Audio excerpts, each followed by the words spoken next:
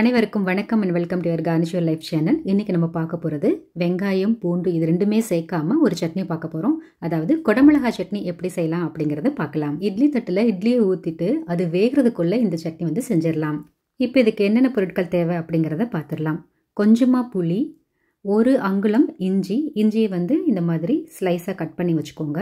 அப்புறம் பச்சை மிளகா 3லிருந்து 4 வரைக்கும் சேர்த்துக்கலாம். நிறைய காரம் சாப்பிட்றவங்களா இருந்தீங்க அப்படின்னா நீங்கள் 4 சேர்த்துக்கோங்க, இல்லைன்னா 3 போதுமானது.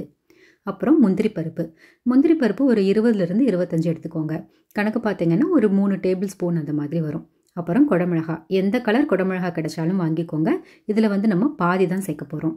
கடைசியாக தேங்காய் 3 டேபிள் ஸ்பூன் திருவன தேங்காய் எடுத்துக்கோங்க.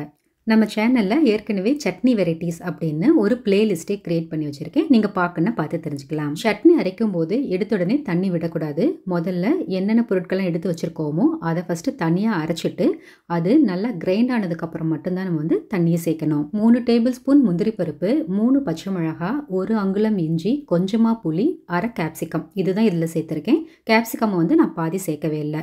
அதுக்கு தேவையான அளவு உப்பு எல்லாத்தையுமே போட்டுட்டு இப்போ ஒரு மிக்ஸி ஜாரில் போட்டு எடுத்துக்கலாம்.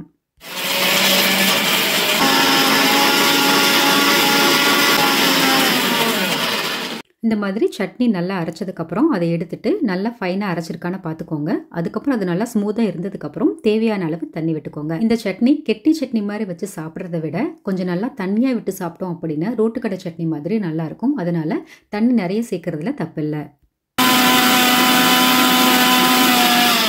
நல்லா அரைப்பட்டதுக்கப்புறம் ஒரு தடவை மிக்ஸ் பண்ணிவிட்டு உப்பு பார்த்து தேவைப்பட்டால் சேர்த்துக்கோங்க. சட்னி இப்படி ரெடி பண்ணதுக்கப்புறம் தாளிச்சிடலாம். தாளிக்கிறதுக்கு கடலெண்ணெய் சேர்த்தா ரொம்ப சுவையாக இருக்கும். 1 டீஸ்பூன் கடலெண்ணெய் சேர்த்துக்கிட்டு 1 டீஸ்பூன் கடுகு, அதுக்கப்புறம் உளுத்தம் பருப்பு, வாசனைக்காக கொஞ்சமாக காஞ்ச மிளகா, பெருங்காயத்தூள், கறிவேப்பிலை, இது எல்லாத்தையுமே போட்டு நல்லா தாளிச்சுக்கோங்க. நான்ஸ்டிக் பாத்திரத்தில் நீங்கள் போட்டு தாளிச்சிங்க அப்படின்னா இந்த மாதிரி ஸ்டெயின்லெஸ் ஸ்டீல் கரண்டியை போட்டு யூஸ் பண்ண வேண்டாம். ரொம்ப ஜென்டலாக யூஸ் பண்ணுறதா இருந்தால் இந்த மாதிரி கரண்டி எடுத்துக்கோங்க, இல்லைன்னா உட்டன் ஸ்டிக் யூஸ் பண்ணுங்கள்.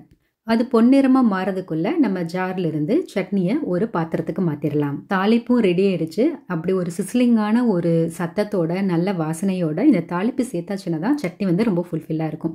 இதுக்கு நான் முன்னாடியே சொன்ன மாதிரி தண்ணியாக நல்லா சட்னி இருந்தாலும் ரொம்ப டேஸ்ட்டாக இருக்கும். அதனால் நீங்கள் தண்ணி ஊற்றிக்கலாம். நல்லெண்ணெய் இல்லைன்னா நெய், உங்களுக்கு எது வேணுமோ இட்லிக்கு மேலே அதை விட்டுட்டு இந்த சட்னியை வச்சு சாப்பிட்டு பாருங்கள். இத்தனை நாள் எப்படி இந்த சட்னியை மிஸ் பண்ணோம் அப்படின்னு சொல்லுவீங்க.